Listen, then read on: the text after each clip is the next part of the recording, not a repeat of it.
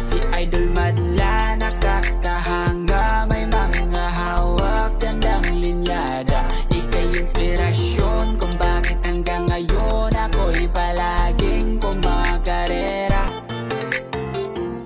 Yun, ngayong araw lilipat na natin itong triplets natin dito mga kalapatids. Ayan, no?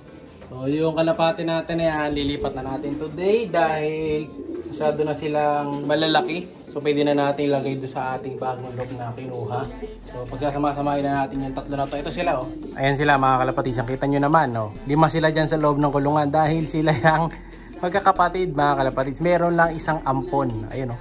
Ampon yun, yung kulay kalawang doon sa may gedli. Hindi kasama yan dito. Nagugulat sila, kita nyo. Walang kagalaw-galaw para mga figurine. Ano, hindi gumagalaw. Ngayon, lilipat na natin yan sa bago nilang tahanan. So, makakasama nung tatlo na yan ay ito, kalawang dito mga kalapatids. Ayan, oh. Makakasama nila yung isang kalawang. Kasi yung kalawang na isa na yan, kapatid niya to. Ayan, magkapatid sila. Pinag-iwalay ko lang dahil tamad wag suboy magulang. So, 1, 2, 3, 4, 4. And then yung mga to, ayusin natin yung mga pwesto. Ito, may mga bago kasi tayong mga young bird pa dito. And may mga grisel pa tayo dito. Another batch, another grisel.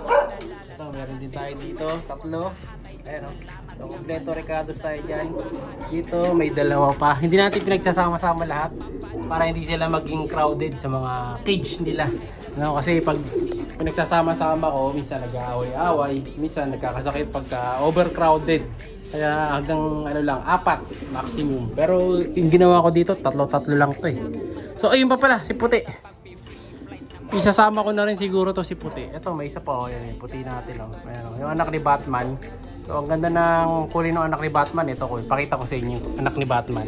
So para siyang half-sider. Ang ganda yung anak ni Batman na to eh. Ayan, oh, ganda mga kalapatids. Ayan, oh. Uy. Oh, half-sider yung naging anak ni Batman mga kalapatids. Dali, sumabit yung bagwis. Ayan, oh. Oops, anong tumakas? Ganda ng anak ni Batman. Half-sider, oh, ano. Kaya wala nakita to.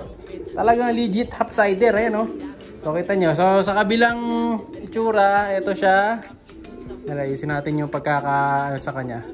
Pagkaka-video. Medyo na yata dito. Parang madilim, ah. So, ito yung ibon half-sider mga kalapatids. First time natin nakapagpalabas ng half-sider. No, semi half-sider lang to kasi hindi siya total half-sider eh. No, semi lang. Kumbaga low class na half-sider. So ito yung kabilang side niya. Ayan. Harap ka dito, boss. Boss, harap ka. Yan, harap. Yan, nice one. So half-sider. Sa kabilang side, red bar, white flight. And then sa kabilang side, harap ka. Yan, kuha mo.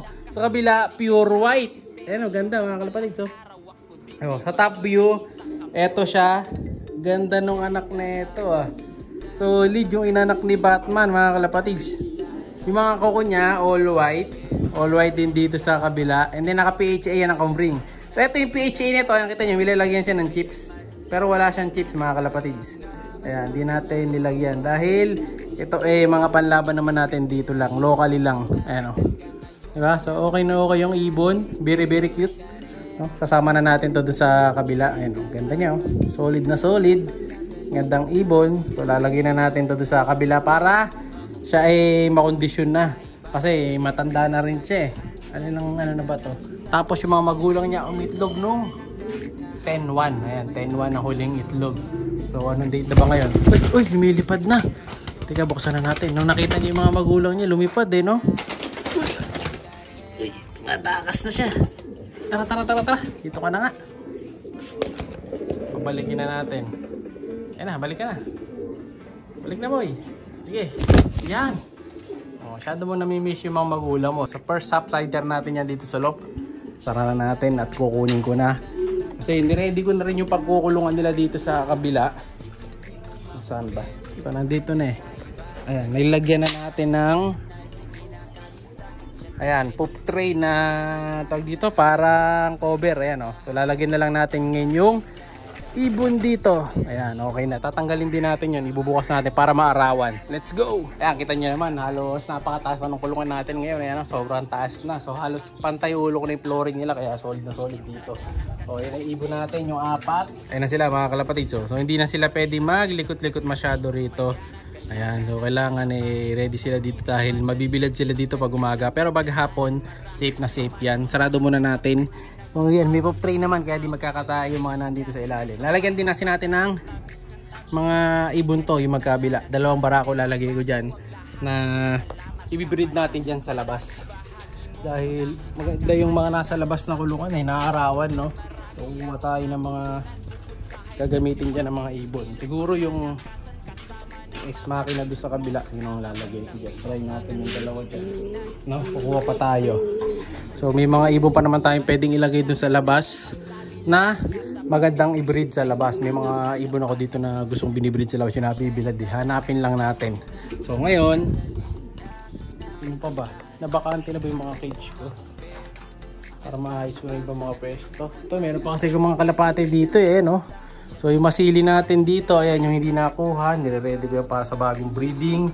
Ito, paparisan ko naman yung 2 pula natin. Dami nating project birds dito. Ito pa, yung mga young bird natin na to. Ito, kailangan matanggal ko sila yung mga to, young birds na to. No, kailangan matanggal natin yan at malipat natin dito. Dito natin lalagay yung mga young birds. So tatanggalin natin yung 2 na to. Hanap ako ng pwesto. Yun, nalagyan na rin natin ng painuman yung mga kalapati natin na nilagay dito. Ayan yung 4 to.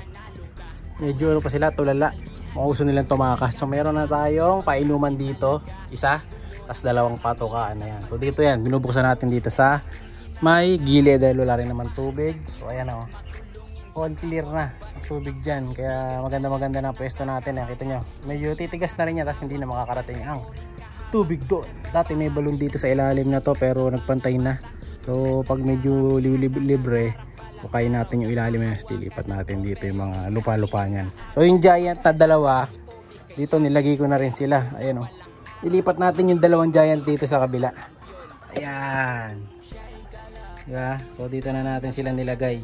So dahil malakas mag-pop yung mga to, so tama-tama dito sila. And then yung ex machina natin dito na pula, dito ko na rin nilagay kasama nung kanyang kapares. So 2 na sila dito mga kalapatid sa yan. So okay na okay sila dito. Pang early breeding sila dito sa pwesto natin. Ngayon, double lock naman to, may tali. So safe na safe. Tapos yung sarahan niyan, dual to Pag sinara mo yung isa, automatic isasara mo na rin yung kabila. Ayan, ito sinasabi ko sa inyo yung dual. Ayan diba? Isang lock, pan 2 pinto. Pero may tali pa yan bilang pang suporta. Ayan, ang kulang na lang dito, walang tarapal sa gilid to. So may chance na mapisikan. Ito wala din kasi may tarapal lang yung isang side. So medyo mababasa sila pag malakas ang ulan galing dito. So lalagyan na lang natin ng ng siguro plastic na clear, no? Para maliwanag pa rin. Hanapan ko ng plastic na clear sa loob mamaya. Tapos mamaya half mo ko nakakabit. Ayan, so start natin dito yung plastic na clear. Kasi ito malayo naman nabababaan yan Ayan pag binaba natin, ayan hanggang dyan. So yung plastic na clear, so start na lang dito. Lalagyan ko mamaya hanggang dito sa, kahit hindi sa pinakababa, hanggang dito lang siguro. Siya'y kalapatistang napakagaling na kinakilala.